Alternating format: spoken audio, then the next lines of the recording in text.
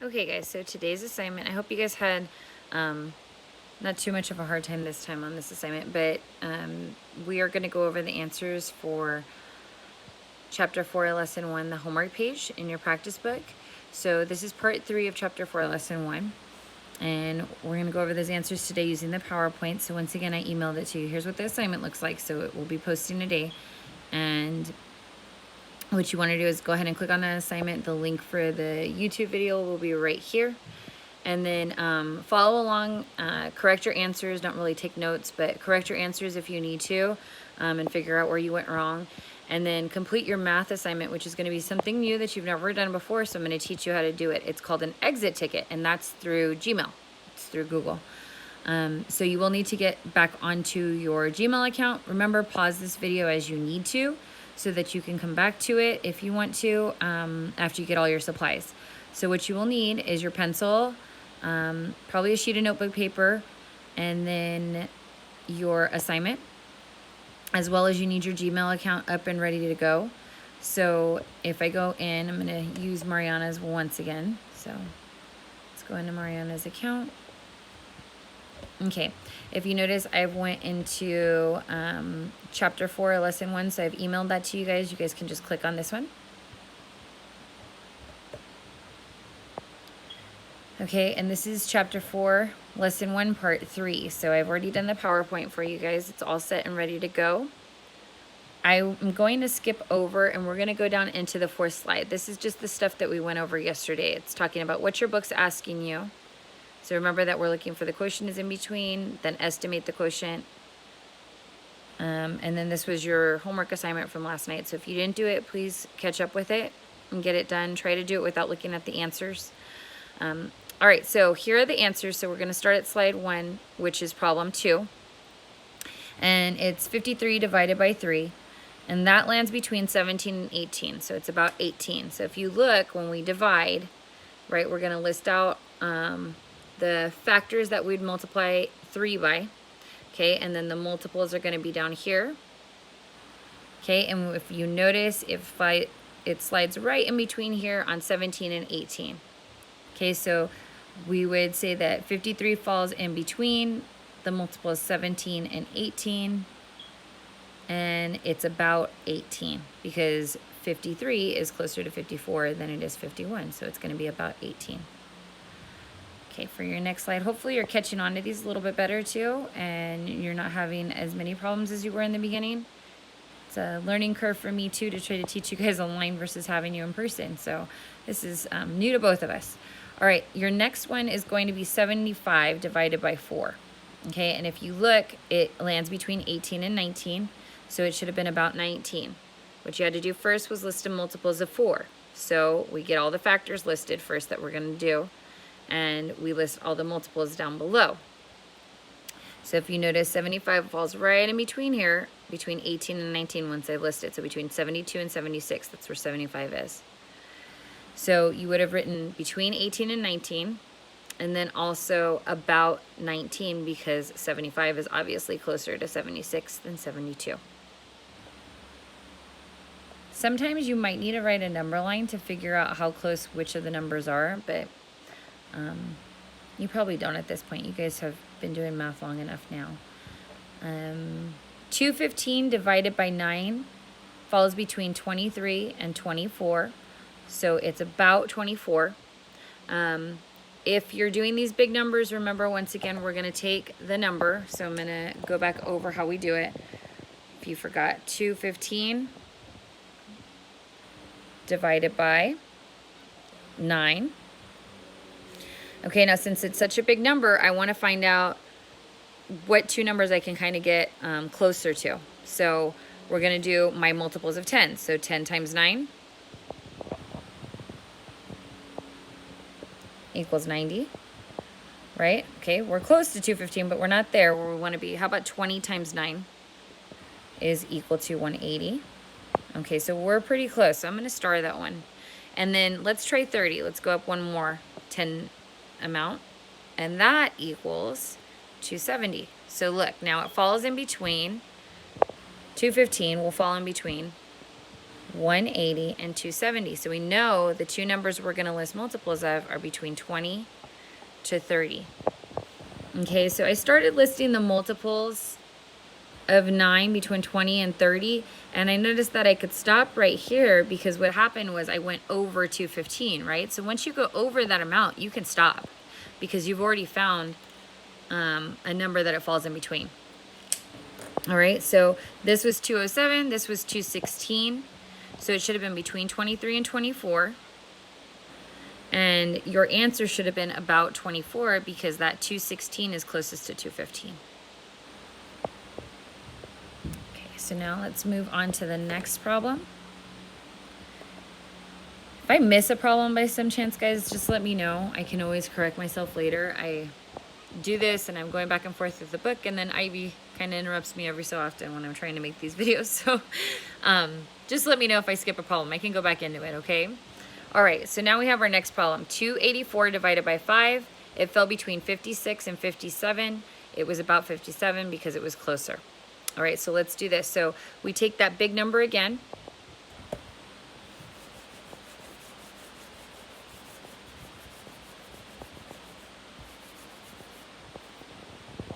Okay, we take that big number again and we're going to put it down on this board. So we're going to do 284, excuse me, divided by 15, right? So we want to find something, or divided by 5, not 15 yet. Okay, so we want to get something that's really close to 284.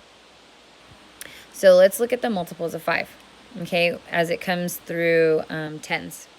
So in groups of tens, we're going to do 10 times 5 equals 50, right? We're not close yet, so we're going to keep going. 20 times 5 equals, yep, 100 if you guys said it.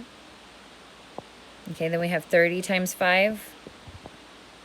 You guys remember that one? Remember, you just multiply this. If it has a 0 digit, you drop the 0. And then 3 times 5 is 15. Okay, you have 40 times 5. So remember, once again, drop the 0. 4 times 5 is 20. So that's 200. So we're close. We're almost there. Okay, let's try again. Let's go up one more. After listing these several times, you might get used to it. So 50 times 5, well, 5 times 5 is 25, and we just dropped that 0 right there. And the last bit is going to be 60 times 5, which is where we're going to see where it falls in between. So 60 times 5 is, 6 times 5 is 30, and drop that 0, and it's 300. Okay, so my 284, because remember, the problem was 284 divided by 5. 284 falls right in between 50 and 60. So we're going to need to list all the multiples of 5 between 50 to 60. All right, so I set up my chart just like this. Okay, and if you notice, as I'm listing them, that 284 is going to fall right in between right here, between 56 and 57. Okay, but it ends up closer to the 285, so it's about 57 here. That's why our answers, so it falls 56 and 57, and then it's closest to 57. So it's about 57 there. So your answer should read like this.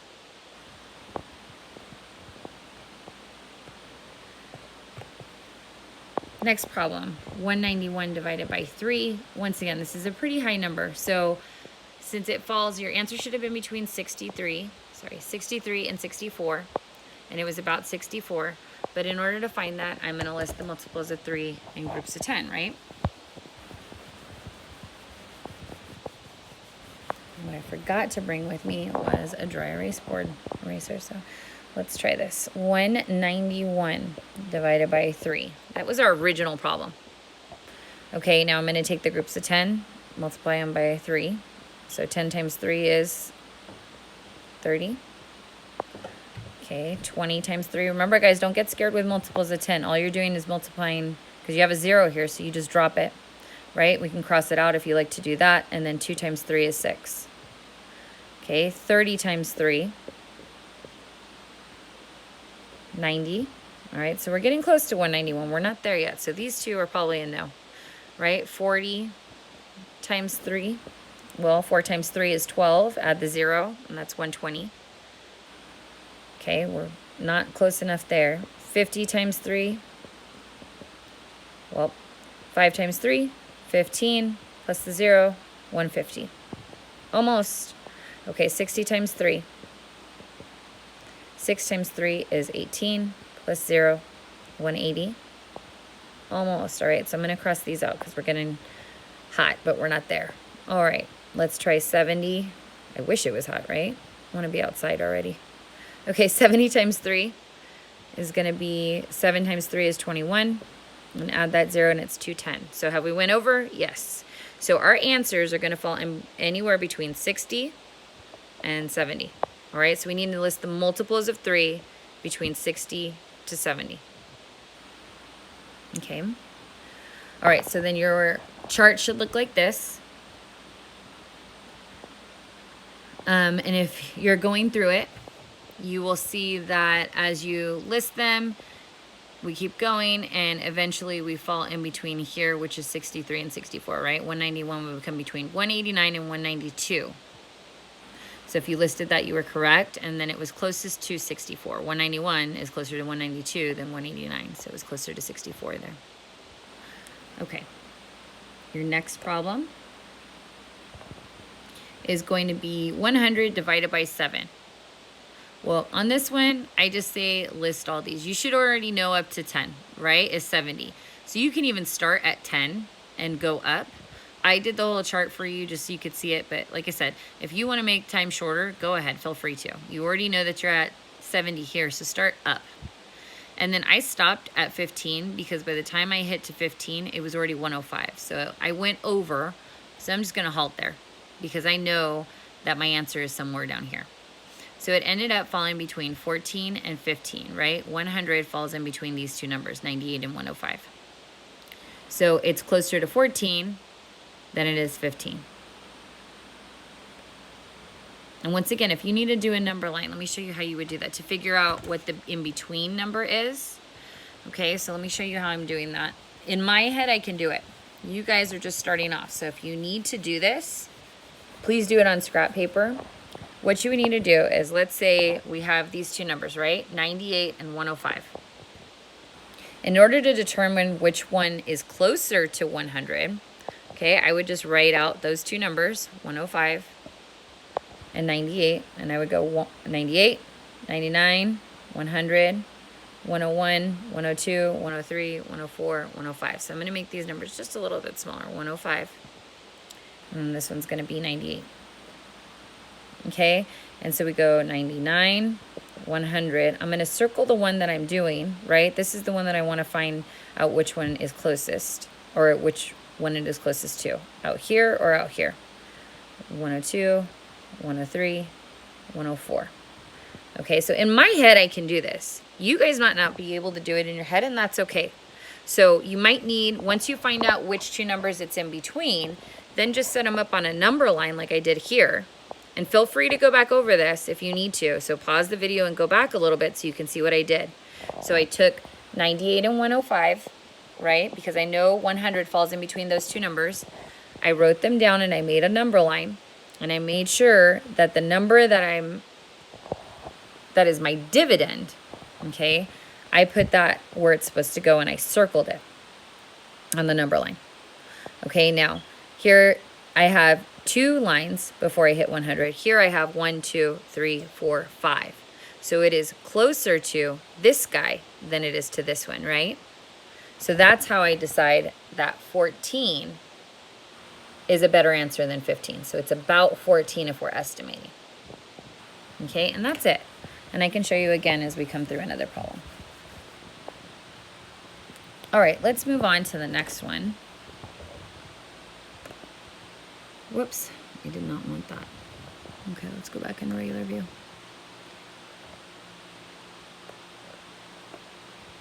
Okay, your next one is going to be 438 divided by 7. Let's take this board again. So if you notice, the answer is between 62, 63, and it's about 63. So let's take 438 divided by 7. Hopefully you're getting the hang of this already. So then we're going to take 10 times 7, which is, you said 70, you're right. 20 times 7, which is 140. So remember, 2 times 7 is 14. Add the 0, you get 140. 30 times 7, 210. 40 times 7, 280. So all these guys are not anywhere near 438. Let's see what the next one is. 50 times 7, 350. We're close, but we're not there yet. Okay, how about 60 times 7? Well, 6 times 7 is 42. Add the 0, we get 420. We're close. Now we're close. So this one's going to cross out.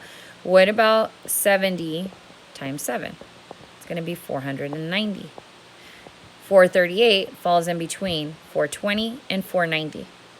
Okay, so we know that our two multiples, we're going to list numbers, multiples of 7 between 60 and 70. Okay, if they fall in. So let's go through there.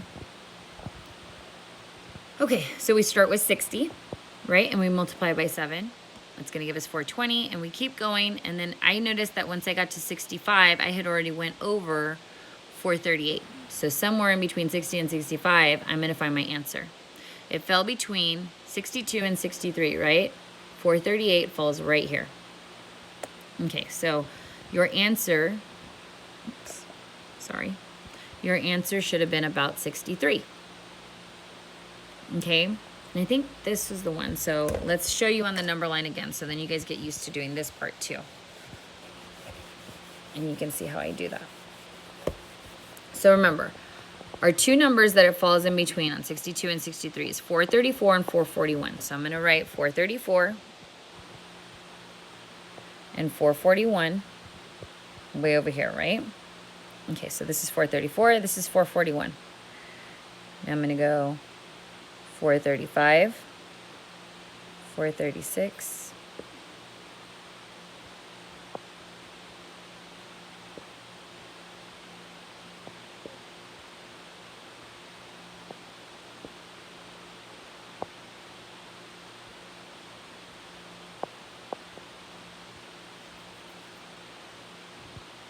okay, so the number that I was looking for, my dividend, was 438, right? And we wanted to find out which number this one was closest to. So we have 441 over here and 434. And it's super close. It's a tight race on this one, right? So we have 1, so we're going to have to count it out. 1, 2, 3 lines before we hit 438 here. And 1, 2, 3, 4 lines before we hit 438 here. So it's actually closer to 441 than it is to 434. It's kind of tricky on this one. So I would say if you did either one, good job as the about mark. But it should have been, if you're looking for the right answer, it should have been about 63. Okay, once again, pause it if you need to see how I do that number line to determine which one is the correct answer, which one's the about answer. That's how I do it. Because some of them are really easy. They're like one number away. Others, it takes a second to really think about it. Okay, now we have 103 divided by 8. It fell between 12 and 13. So on this one, you should already know that 8 times 10 is 80. You can start at the 8 times 10 mark and move your way up. I started at the 1 and moved my way up. But like I said, you can always start at 8 times 10 and move up. Because you know that's pretty close to 103 already. Once I hit 13, I had already went over 103. So I stopped there. And I noticed that my number fell between 96 and 104. So it was between 12 and 13. This one I don't have to do a number line on because it's 1 point away from 104, and this one's like 5. So you wouldn't have to do a number line on that one. It ends up about 13. Okay, it's closest to 13. All right, your final problem that we're checking today is 255 divided by 9. So that fell between 28 and 29, and it was about 28. So you can take 255, okay, 255, multiply it, divide it by 9, right? And then we're going to double check. We're going to say, okay, 10 times 9, well, we know that that's 90. You guys should already know that one. Let's try 20 times 9, 180, right? So that's going to get me way closer to this number. Okay, let's try 30 times 9. 270. Up, I went over 255. So we know that our 255 falls in between 20 and 30 if we multiply it by 9. So somewhere between 20 and 30, we're going to get that. Okay, we're going to see 255 come up on that number line. So as I listed my multiples, I noticed that it came in between 28 and 29. We have 252 and 261. Okay, so if I want to find out which one it's closest to, I can take these two numbers, 252 and 261, and see where 255 is closest to. So once again, we can do a number line. Like I said, I've had a lot of practice at this, so I don't need to do a number line, but you guys can. Okay, don't feel ashamed to have to do so. So we take 252, right? 253, 254, 255, 256. I'm going to circle that 255. 257, 258, 259, 260. Ugh, takes forever sometimes, but you gotta have patience with it. 261. Okay, so here's this one over here, and here's this one over here. Let's count the lines.